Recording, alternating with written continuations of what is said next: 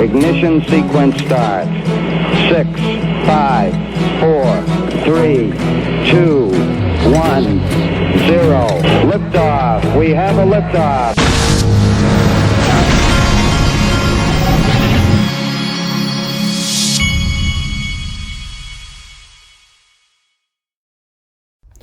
Hey everybody, this is the Digital Asset Investor, and there's some drama that's been going on over the weekend, and we're going to get to that about the Ethereum free pass and all that. We'll get to that. First, I wanted to show you a couple of interesting things. This Coins kid put this out.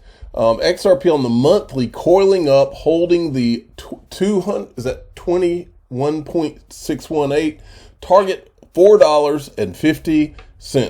I like that. And then Crypto Bull had put this one out. XRP, he's looking at the XRP USD 1 week. XRP is due for a 500% rise. I hope they're both right. And then we had BitBoy dressed up in his Santa Claus outfit. Listen to this. Most bullish thing that I've seen on this settlement in the last couple of days. We'll talk about XRP rallying here in a few minutes. But the thing about it is that the thing is, yesterday on the show on Around the Blockchain, I want you guys to think about this. Now, Brad Garlinghouse said he believed this would be over in January. Keep that in mind. So we do have kind of a marker for when he said he thinks it will be over. Wendy, Aaron from Altcoin Daily, and also Rice from Rice TV, all on the show yesterday on Around the Blockchain, all said they do not believe the XRP case will be settled in the next 6 months. That makes me really bullish. When everyone is now believing it will be much further down the line. All right, and then, so Charles Gasparino had tweeted this out and I missed it. 2022 will likely be the year the biggest story in the crypto space unfolds. Ripple versus SEC. Win for Ripple. XRP community will put limits on SEC enforcement power over crypto. A government win and the commission's powers are enhanced to the point it could go after Ethereum. I think it could go after Ethereum because Ripple wins. I believe it's exactly the opposite. I believe that when and if Ripple wins this case, I believe that through all the things we've been uncovering as a result of the case about the whole Ethereum thing, I believe that there's a very good chance that the SEC is in a position where it has to go after Ethereum in one way or another at this point. We didn't want it. All we wanted was a level playing field, but they couldn't do that. It wasn't good enough for the SEC to work with Consensus and all those players to get Ethereum a free pass. That wasn't good enough for them. They had to sue Ripple. They had to stick it in our eye 2 days before Christmas, Jay Clayton did. They had to stick it in our eye. And then Joseph Lubin and Vitalik Buterin and Andrew Keys and all of them had to go on Twitter and gloat about it. If they hadn't done all of those things, if they had just taken their free pass and said thank you, then none of this would have happened. But instead, they wanted to go for the monopoly, and then they wanted to kick Ripple and all the XRP holders while they were down. And that was a mistake. Now, one thing I've been saying over and over and over about this thing is that it wasn't just to get Ethereum a free pass. It was also to give Ethereum a monopoly on token issuance and DeFi. That's what this was about all along. That's what this thing was really about. Well, J.V. the Great found this in a document. This is the Washington University Journal of Law and Policy. Look at this line. Another danger is that by only bringing cases against more recent ICOs, the SEC risks conferring monopoly power to early movers. That's exactly what this was, folks. You don't have to take my word for it now. That's a law review, I think, telling you that. Now, I forgot to show you this video. I think I forgot to show you this in my last video. This is Charles Hoskinson telling you about why he left Ethereum. And we had to make a hard decision about the business future for Ethereum. So we could either be a not-for-profit, set up a foundation, do an ICO, and be a really technical project like Apache or Linux. Or we could set up a for-profit entity, set up a board of directors, get VC funding, and be more like Red Hat or be more like Ripple and basically run the company this way. So there were strong arguments on both sides, for profit or not for profit. At the time, we called it crypto Google versus crypto Mozilla, was kind of our big debate. So, or you could conceptually think of it as forming consensus prior to forming Ethereum. So originally we decided, well, crypto Google makes sense. And when we started going down that road, Vitalik didn't like it so much, and some other people in the project didn't like it so much. And eventually they decided to have the pendulum swing to the other side. Now, my argument against the not-for-profit was, at first I would assume that everybody would just leave, because there was no incentive to stay. There were no golden handcuffs. So once people got paid, they would just branch out, start their own companies. Maybe those companies would be Ethereum related, maybe they wouldn't be, but we'd basically lose all of our talent. Whereas if we had the for-profit, we could vest people, have equity and these types of things, and they'd have to stick around for a while. The other thing was, this was real risky. If we did an ICO and what if the product didn't work? There would be lawsuits and regulatory problems and so forth. Whereas here we'd be spending smart money, VC money. So this felt like a higher probability of success, higher probability of keeping things together. Plus the project had become quite bloated. There was about 100 people by June of 2014. The relationships, who's doing what, where, who's a volunteer, who's actually going to get Ether, that wasn't completely clear, especially when you went 2-3 separations outside of the founding set. So Vitalik had to make a decision. And Vitalik made this decision. I left. Amir Shetreat left at the same time as well.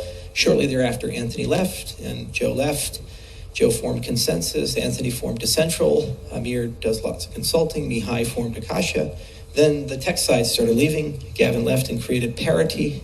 And Jeff, I think, is having fun somewhere. And Vitalik is still around. Okay. So next we have this. I like this tweet right here. I expect Elon Musk to reveal the amount of XRP he owns in Q1 2022. And then Elon Musk put this tweet out, which I thought was very interesting today.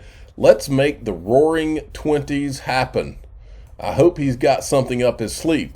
Then we had TAIG that had sent this out today. JP Morgan is Ethereum and Ethereum is JP Morgan. This is a CNN business article, December 11th, 2013. JP Morgan patents Bitcoin-like payment system to rival Bitcoin. The system includes digital wallets, anonymity too. Okay? Now, what this immediately reminded me of this. Back in 2017, there was a day where Brad Garlinghouse had tweeted that JP Morgan, here's the quote, there were 15 senior executives from JP Morgan in Ripple's office this afternoon. So I said this, if you remember this from 2017, it leads to one of two conclusions regarding JP Morgan, because we know JP Morgan was hooked up to Consensus from day one. We also know that Joseph Lubin does not like Ripple and takes every shot he can take at Ripple, okay? So he obviously sees them as some kind of competitor, even though he says they're not. Well, my thoughts are this. They were either working to hold Ripple back, which would include them going to meet with them just as an intelligence gathering thing in 2017, if that's what their intentions were. And I said, if JP Morgan was consistently working to undermine Ripple, then this meeting, Brad Garlinghouse would know by now that meeting was just them trying to intelligence gather. Of course, Brad Garlinghouse is no dummy. He would have had his guard up for that even back in 2017. Or it's all of that, or all the world's a stage, and the plan has always been for these companies to work together in one way or another. I lean in the direction of JP Morgan trying to undermine what Ripple is doing. Okay, but who knows? Now, this Nerd Nation Unbox, okay, found this guy, okay? This guy is, what's his name? Vinney Gupta in 2021. Now, let's look at who Vinney, before I play you the video, this is him. March 3rd, 2015, I am Vinney Gupta, the newly minted release coordinator for Ethereum. I've been working with the comms team on strategy and have now come aboard to help smooth the release process. Okay, so I think, just so you know, I think that he actually joined Ethereum in 2015. I'm about to show you something later in this video where he says he joined in 2014. I think he made a mistake and actually joined in 2015, because he says he was not a part of the Ethereum pre-sale. But listen to this video. A 4-year window, because the US government has been out to lunch already, right? Treasury Secretary, I think it was the Treasury Secretary who just came in, is saying, hey, this cryptocurrency thing, this is a real problem. We're going to have to do something about this. So, it's very, very important for us to not get high on our own supply when it comes to myth making about what crypto is, right? And the Ethereum community is dreadfully high on its own supply when it comes to understanding the legal status of what we're doing and the need for not forming simple, easy ties between people and their cyberspace identities. Because if you have a simple tie between this cryptographic key and this human being through, for example, people verifying identity exchanges, you make it very easy for the cyberspace bubble to come crashing down in an agonizing series of lawsuits, as you are, for example, seeing with Ripple right now. Is everybody clear on this? Okay, so then I went and found another clip from him. This clip is from back in 2018, I believe. But I clipped some other clips together so you can kind of get the picture of what I think about all this. Listen.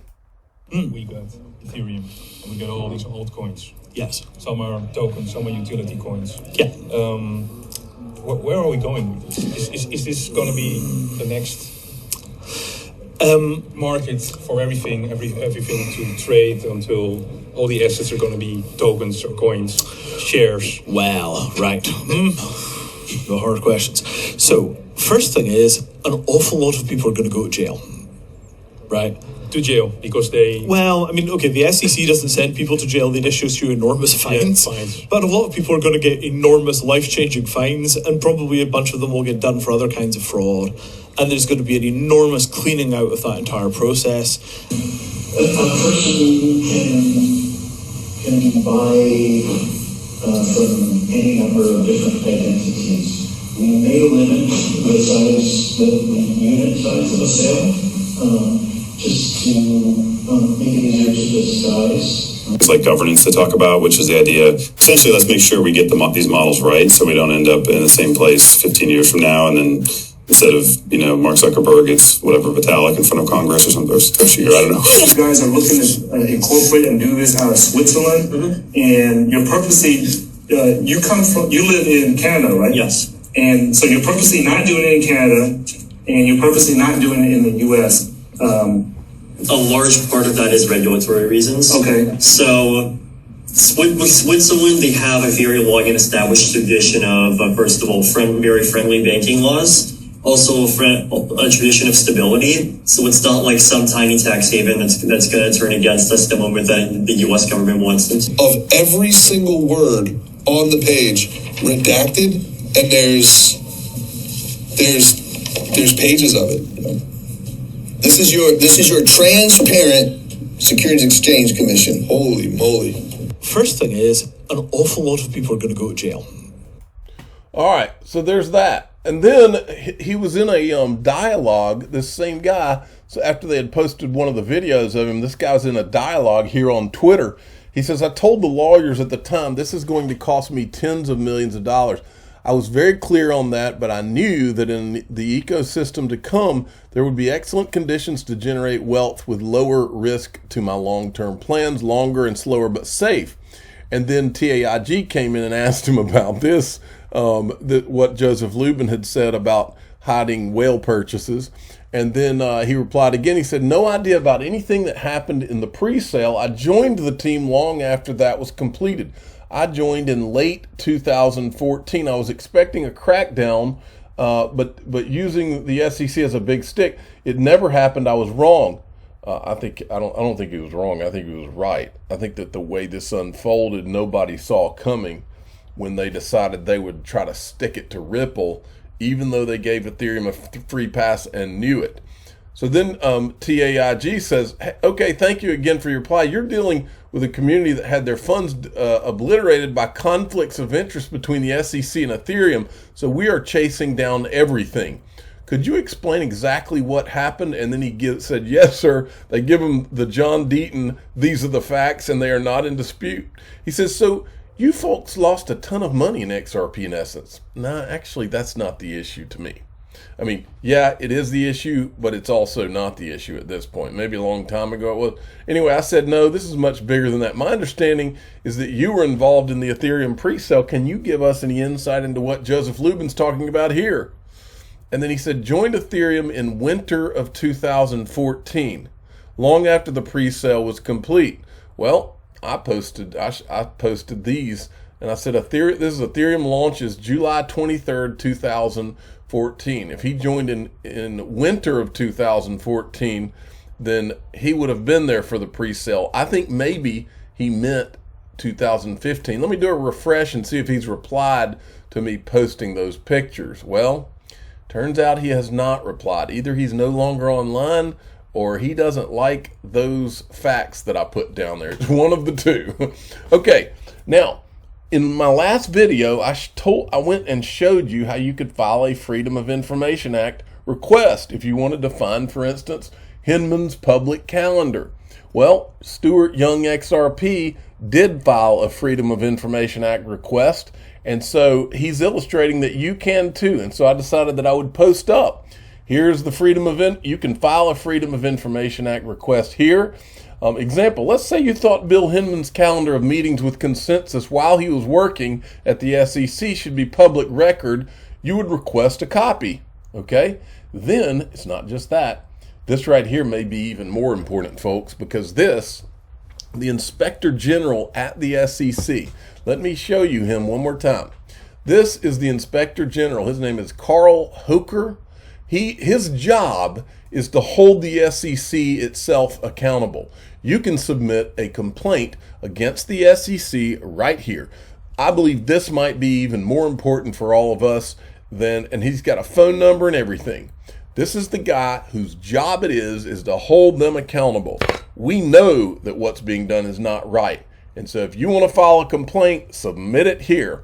And he will be the one that has to do an investigation. And I can promise you this, folks, he cannot do an investigation of this. Not a real one. He can't do a real investigation of the SEC without hauling Jay Clayton and Bill Hinman in and asking and making them answer the questions that nobody else has made them answer. And also ask Gary, this is one thing we know Gary was all around when the Ethereum free pass was happening, but nobody has ever held Gary down or asked him the question, were you involved in the Ethereum free pass? Were you in any of those meetings with the venture capital working group?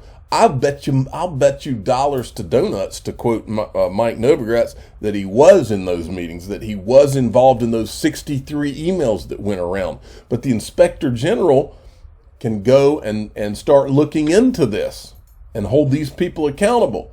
I'm the digital asset investor. I'm not an investment advisor. This is for entertainment purposes only.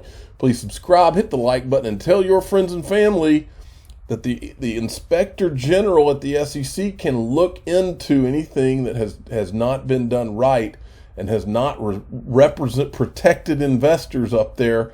So go file a complaint there.